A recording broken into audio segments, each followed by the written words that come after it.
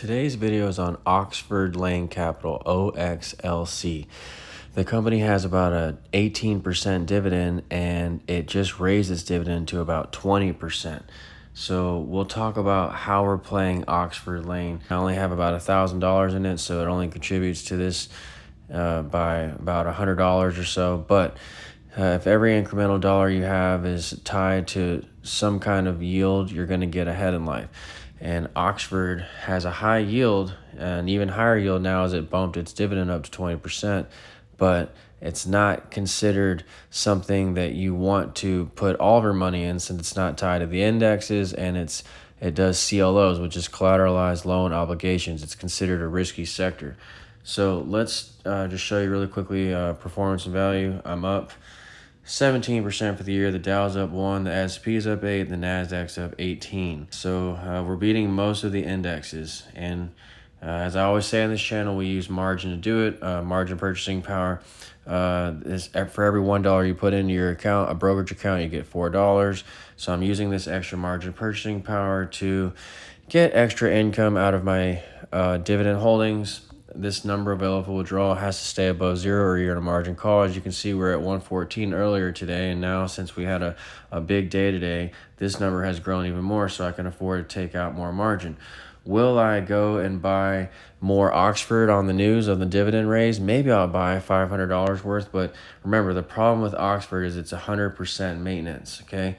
I'm not going to give you some big rundown into what Oxford does because it's very complicated. There's CLOs, it does CLOs, Collateralized Loan Obligations, and it's very risky. When interest rates rise, these kinds of loans are especially at risk.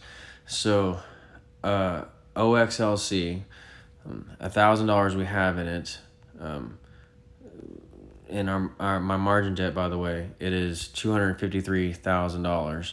So the $100,000 in dividends that we earn should pay this down in about 3 years, assuming I don't add to debt or spend more out of this account. So OXLC, if we go to it on a chart really fast, by the way, you'll see it's at the ultimate lows, and this is on a 5-year chart, but on a 1-year chart, look, it's at the bottom. If you look at peaks and valleys, it's at the bottom of the valley. And this 0.07, they raised their dividend declares a 0.8, so it's 8 cents. It's about 20% yield from current levels. So the reason why I don't have more in Oxford is, again, it's risky, but it also is 100% maintenance.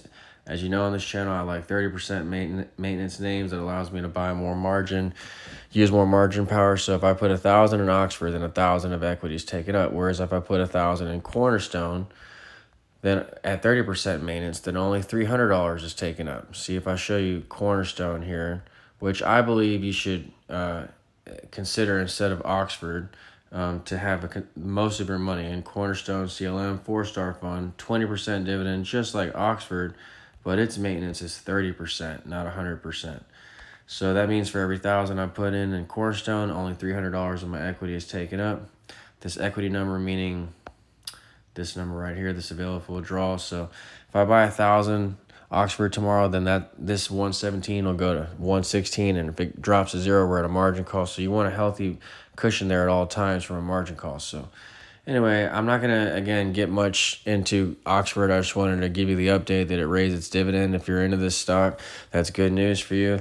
If you're not in it, just be aware that it's risky, so keep your position size small in Oxford. And if you're in margin, be aware that it's 100% maintenance. That will suck up your equity and put you closer to a margin call if markets fall. So you never want to be in that position. You want to give yourself at least a 20% cushion with your available withdrawal to allow for a 20% market fall. So, and even that's you want to have more cushion than that. I'm just pushing the limits here on this channel. I'm pushing it. Don't do it exactly like me. Try to leave much more cushion here with your equity as you can. So anyway, that'll do it for this video. Again, if you're going to concentrate most of your money in high dividend paying names, tie them to the indexes. That way you can earn a safe income that goes towards that does what the indexes do, which don't surprise you too much in a year compared to what one stock can do. Stocks can drop 50% in a day, in a year. Indexes, that's more unlikely. Also, remember that these dividends earn you qualifying income to banks, which trading stocks doesn't allow. If you try to get a house when trading stocks, the bankers won't accept that. And also, 90% of traders lose over time. So it's important to go the dividend route. Margin just helps you get a little bit more out of it. Oxford, 18% yield, 20% yield, whatever it is now. It just upped it. That should increase your monthly income and help you pay bills. Just be aware of its risk and its high maintenance, which ties up your equity. So that'll do it. Leave comments in the section below if you have any more questions. Email me for e-guides on margin and cornerstone if you need those. Aikentod48@gmail.com is my email. And I'll talk to you soon. Thank you.